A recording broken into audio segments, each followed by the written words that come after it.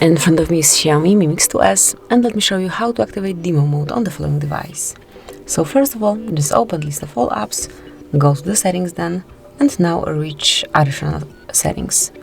Then scroll a bit lower and here you'll notice developer options. Smoothly click to open.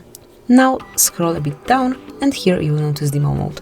Smoothly click to activate it, and if you truly want to turn it on, just tap on turn on.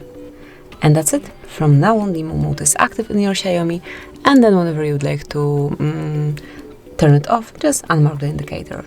And that's it. This is it. This is how you can activate demo mode on your phone. Thank you for watching. Please subscribe our channel and leave the thumbs up.